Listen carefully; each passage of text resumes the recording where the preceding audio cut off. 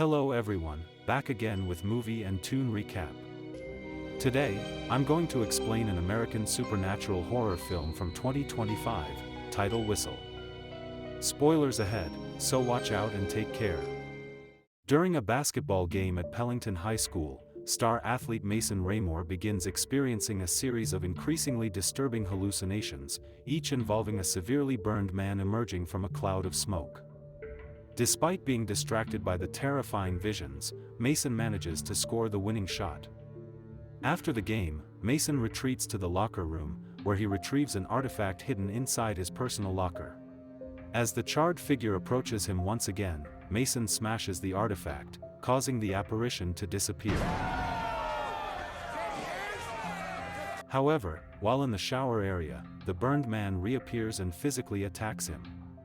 Mason suddenly catches fire and burns to death in front of his teammates, Dean and Tanner, who are also his friends. 6 months later, teenager Chris arrives in Pellington after being released from drug rehabilitation following her father's death in a car accident. She moves in with her cousin, Rel, and enrolls at Pellington High School. Chris is assigned Mason's old locker, prompting Tanner and Dean to mock her troubled past. They are accompanied by Dean's girlfriend, Grace Browning, whom Rel has had a crush on for years. Grace's friend, Ellie, whom Chris immediately finds herself attracted to, comes to her defense. When Dean refuses to leave Chris alone, she knees him in the groin. After witnessing the incident, teacher Mr. Craven assigns detention to Chris, Rel, Dean, Grace, and Ellie, who had stepped in to defend Chris. While alone, Chris notices that the artifact inside Mason's locker has somehow been restored, and opening it, she discovers an Aztec Death Whistle. Feeling strangely drawn to it, Chris is about to blow the whistle when the school bell rings. During detention, the whistle slips out of Chris's bag, prompting Dean to point it out to Mr. Craven, who tells her to hand it over. As Mr. Craven examines a word carved into the artifact, Grace uses Google to translate the inscription, discovering that it means summon the dead. Since Chris found the item in a school locker, Mr. Craven confiscates the whistle as school property and keeps it on his desk. After detention, Grace throws a pool party at her house and invites everyone, including Chris and Rel. Meanwhile, Mr. Craven comes across records suggesting that similar artifacts are worth a considerable amount of money, and wanting to confirm that it still works, he blows into the whistle. Later, Rel realizes that he forgot his favorite comic book and returns to the detention room just as Mr. Craven is leaving. Noticing the research notes that Mr. Craven had been studying, Rel takes a look at them and then pockets the whistle before leaving. Outside the school, Chris is approached by Noah Haggerty, a local youth pastor and unscrupulous drug dealer, who attempts to sell her drugs. Concerned because of his cousin's history of substance abuse, Rel intervenes and angrily breaks up the encounter. In response, Noah punches Rel, bloodies his nose, pulls out a knife, and threatens him before walking away. Later that night, Mr. Craven is stalked through the school hallways by a sickly apparition taking his own physical form. The figure disappears when the school janitor appears, but in the classroom, Mr. Craven is confronted by the apparition once again. This time, it attacks him, crushing his lungs from the inside before he collapses and dies. Meanwhile, the 5 students who served detention gather at Grace's house for the party, where Rel reveals that he took back the whistle. At Dean's urging, Grace blows into it, producing a painful and disorienting sound that affects everyone present.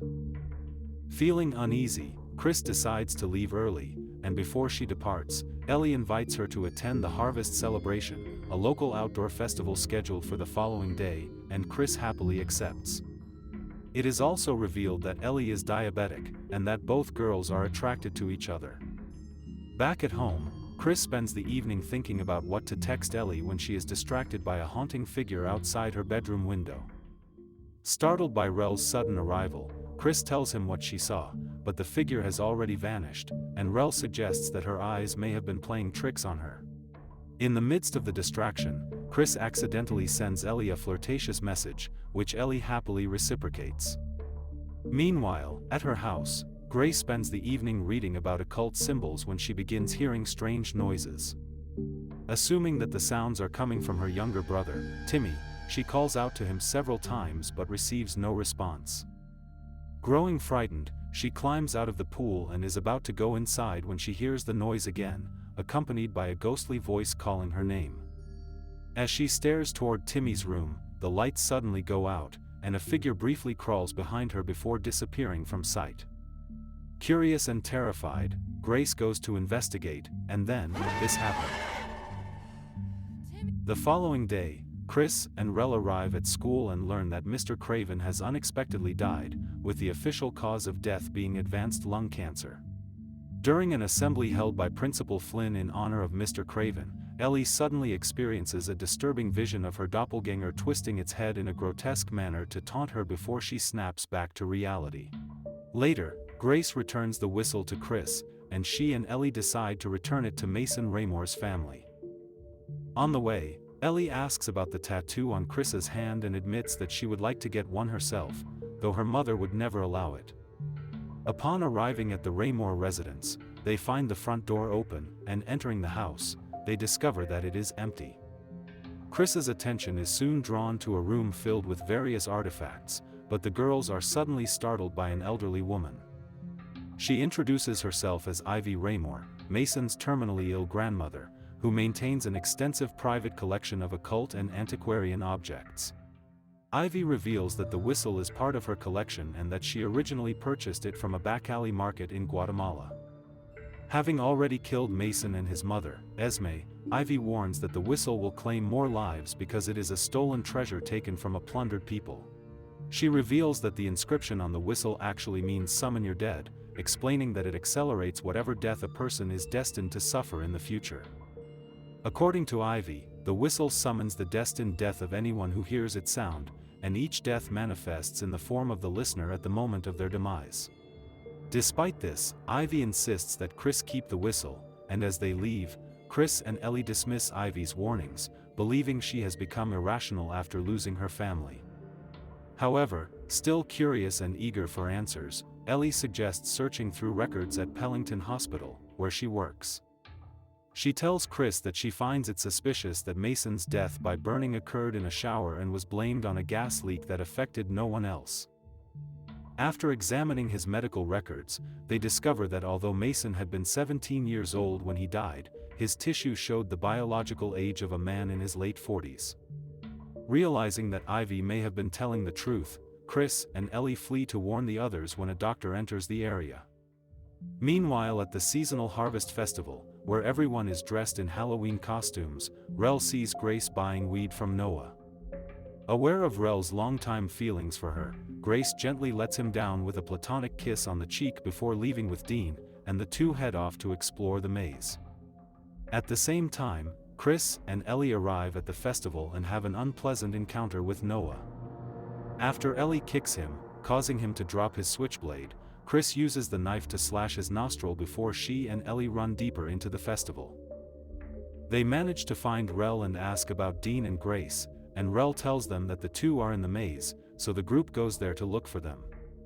Inside the hay bale maze, Grace and Dean decide to play a game in which Grace explores the maze while Dean searches for her. During this, Grace encounters an elderly apparition bearing her own features as an older woman, which stalks her through the twisting corridors. Terrified, Grace calls Dean to inform him about the elderly woman and urges him to come quickly. She is confronted again by the apparition, and when she strikes it with a shovel, the impact also affects her, causing a wound on his forehead. After waking up, the elderly woman continues chasing Grace, who screams on the phone while Dean, now alarmed, rushes to find her. Grace eventually finds a secret tunnel and crawls inside, but the elderly woman catches up and attacks her again. Grace manages to kick her away, and reaching the center of the maze, she attempts to ring the bell, but is attacked once more by the elderly woman. Grace then ages rapidly and dies just as her hand rings the bell. Chris, Ellie, Rel, and Dean arrive at the maze center and find Grace dead. Chris and Ellie explain what they have learned about the curse now affecting them all, but Dean refuses to believe that the old woman found dead is Grace. Rel blames Dean for encouraging Grace to blow the whistle in the first place, leading to a confrontation that causes Rel and Dean to go their separate ways. Later at home, a mutilated apparition of Dean haunts him inside his room, but it disappears when he turns on the light. Back at Rel's house, Chris tells Ellie about her past overdose and reveals that she blames herself for her father's death, as he was driving her to the hospital when they were both struck by a truck that killed him. Ellie comforts Chris, and the moment leads to a romantic connection developing between them. Still grieving Grace's death, Rel begins experiencing visions of himself suffering a violent death inside machinery at the steel mill where he works. The next day, Chris, Ellie, and Rel return to Ivy Raymore to ask how they can stop the whistle's curse. Ivy, now bedridden and rapidly deteriorating, explains that the only way to break the curse is to transfer one's fated death to another person by marking them with one's blood as a sacrifice, thereby sparing oneself. Chris experiences a vision of her doppelganger, soaked and holding a needle in her arm, leading her to believe she is destined to die from a heroin overdose. Shortly after revealing this information, Ivy dies after taking her last breath. Ellie argues that it would be wrong to kill someone else in order to transfer the curse, while Rel insists on survival at any cost.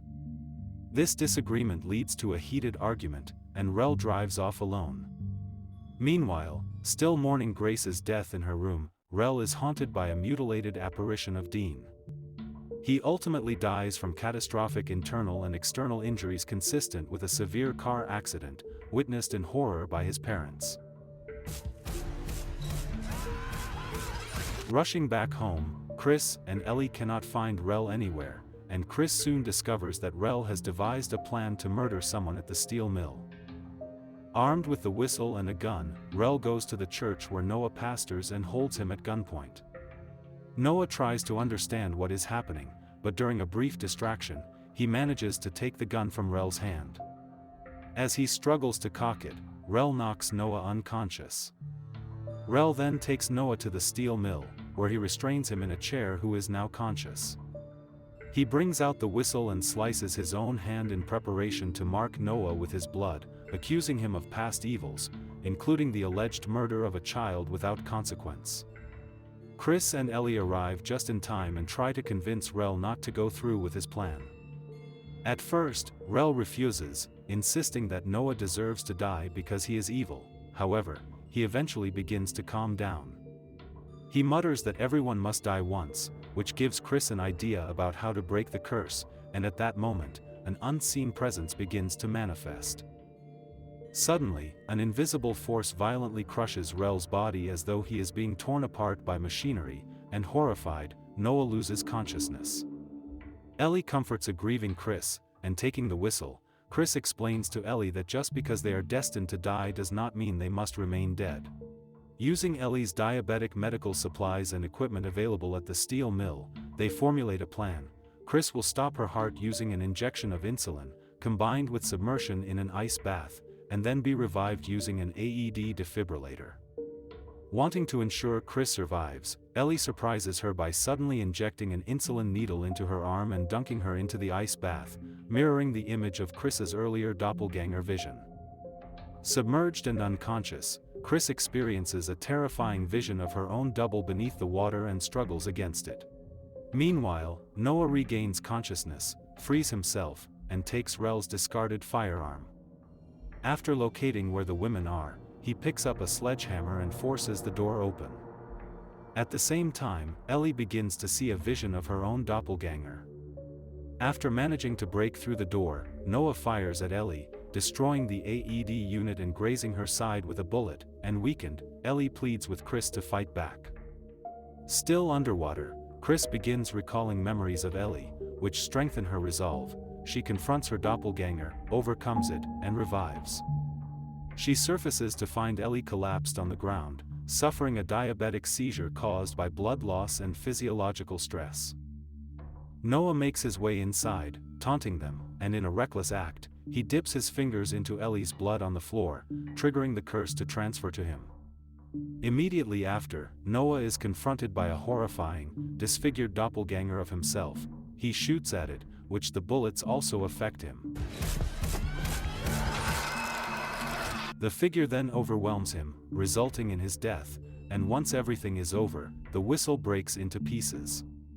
3 months later, Chris continues to experience visions of a haunting figure, though she has learned to live with them. Her romantic relationship with Ellie also continues, and Ellie now has a tattoo of hers. Meanwhile, a freshman student, Asha, opens her assigned locker and finds the Aztec Death Whistle inside. Later, with Asha scheduled to perform publicly on her violin at a school assembly, Chris and Ellie watch in horror as she pulls out the whistle and blows it in front of a packed auditorium. Okay guys, that's all the recap about Whistle from 2025. Thanks for watching, see you again in the next video.